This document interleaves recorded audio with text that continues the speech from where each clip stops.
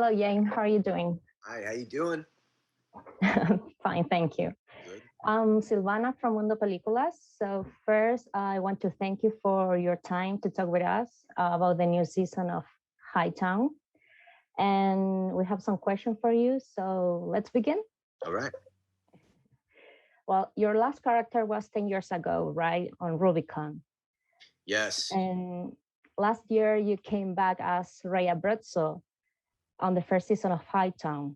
So how have you felt about this great return? And why did you take so long? Oh, uh, I felt great about it. I felt great coming back. I uh, I fell in love with Rebecca Cutter's writing. I'd spent 10 years not doing television. I was just doing film and theater, basically doing short form, coming in and coming out, get in, get out. I'm playing 4 different characters a year, and Rebecca Cutter really just has taken this world and created these characters that are so in depth, and they're deeply flawed and they're fun to play. Okay, cool. And what do you think about that? This return has captivated all fans all over the world. Oh, I don't know who's caffeine. There are many who was waiting for your return. Oh, that's sweet of you to say. Thank you. Well, I'm happy to be here, and I get to go to work with really good people and fun people, and I believe in the stories that we're telling, and I think the second season is kind of epic in scale, and it's we're really diving into some important subject matter, and it's just wild, and it's a fun show too. You know what I mean? It's sexy, it's fun, and it's intense. It's intense. Yeah, yeah. Yeah, we are happy to have you back. Thank you. Well, in the first season, we saw that your character Ray has a little shady background. Mm-hmm. How was the process to play this role? What got your attention to the most to play this character, and what did you like the most playing it? I liked his shady background, as you said. I like playing characters in the gray area. I like the fact that on any given day, Ray Abruzzo is actually the bad guy. And sometimes you have to lean into that.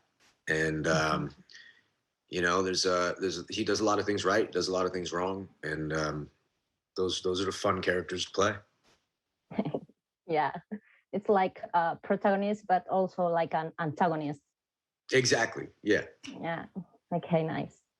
And also, in the first season, we saw that your character it's really into his work. It's like obsessed with his work, yeah. And probably because his personal life is not quite well, and therefore he focuses all his energy at his work. Was it very exhausting for you to get that level of deepness when playing a role like this? Yeah, it's I like being exhausted though.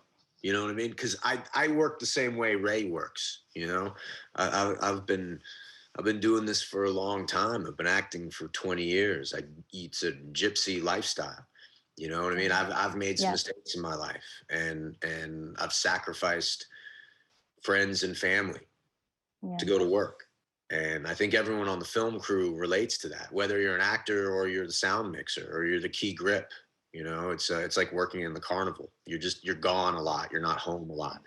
And so Ray's obsession with his work is something that I can relate to. And I like playing with that. But all these characters have an obsession. Monica's character, Jackie, she's obsessed with her work also. She's obsessed, you know what I mean? Everyone's trying to fill this hole, Mm-hmm. You look at Amari's character, Frankie. Ray and Frankie go head to head a lot, but there's a lot of similarities there. Frankie's obsessed with his work too. Yeah. Yeah. And it's, as I say, it's so intense that everything is related in somehow. Yes. Yeah. It's all interwoven together. Yeah. And it's like a pulley system. So if I'm pulling this, it affects this over here, and everyone's affecting each other, and it's a fun little dance we get to play with. Yeah. And considering the main subject of the show, the drugs and crime are important aspect in Hightown, even though the purpose of a movie or TV show is not to educate us, but in the end, directly or not, they eventually teach us something. So, from your point of view, do you think this TV show helps to make visible the danger behind the drug abuse?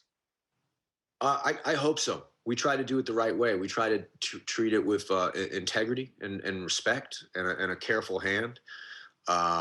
We're all coming from a place where all of us have, you know, friends and family have personal experience, and we're trying to shed a light on it, and also shed a light on recovery. You know, that there are options out there for you. There are people who have been through it, who've already trudged that hard road, who have come out the other side and can help you get sober. Because the opioid epidemic, I mean, it's not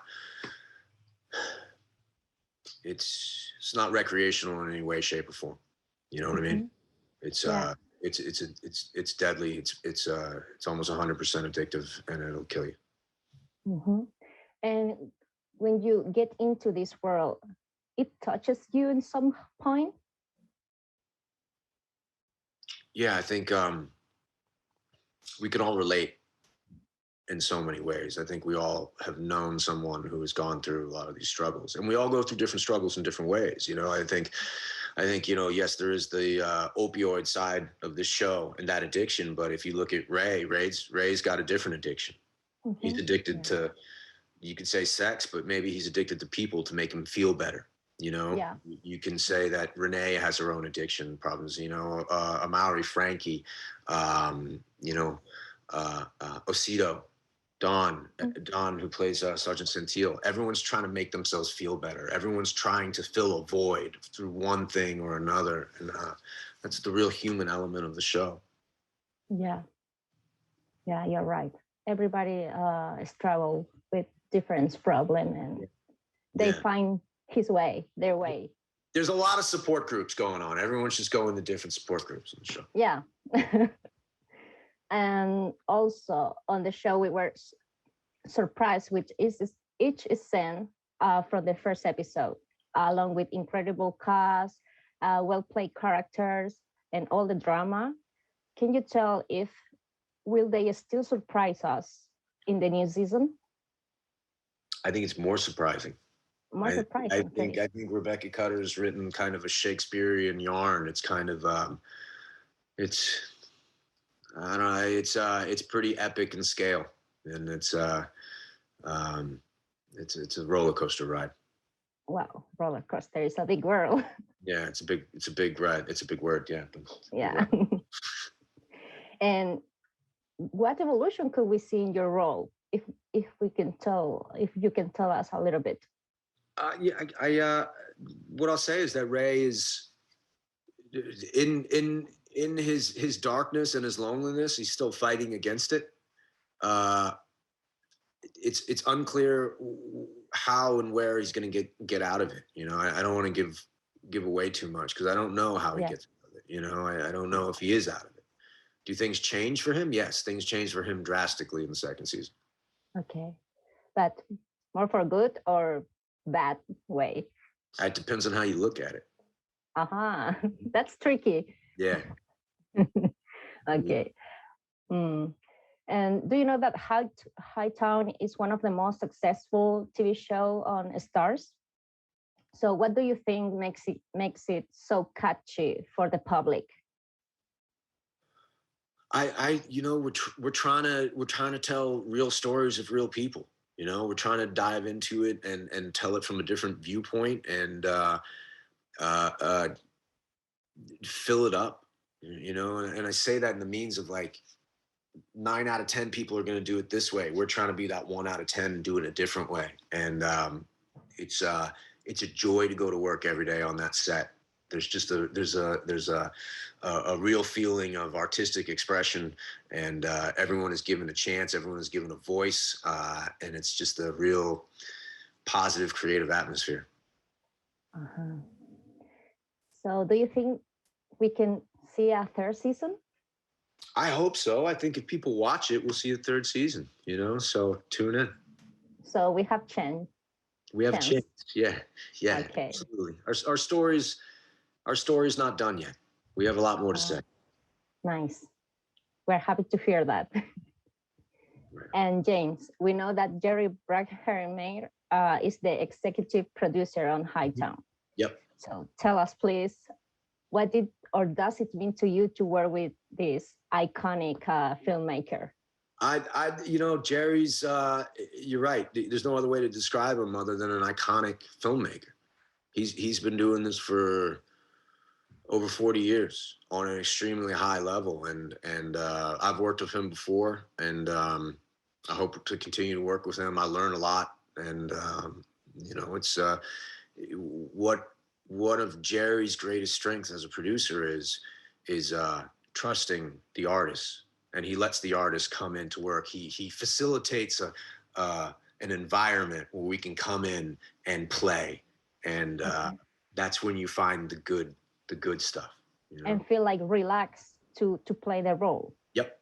Absolutely. Like the support that we've gotten from Jerry, his company, and Stars has been remarkable. I'm glad to hear that, and you enjoy this new character. And well, James,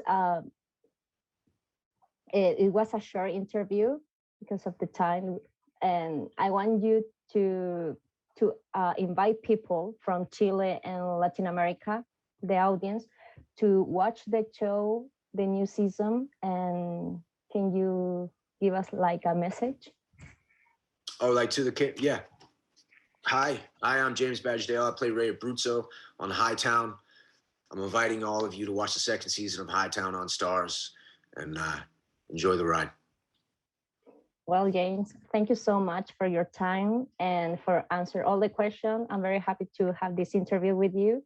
Thank you. Have a great day. All right now. Take care. You too. Bye. Thank you.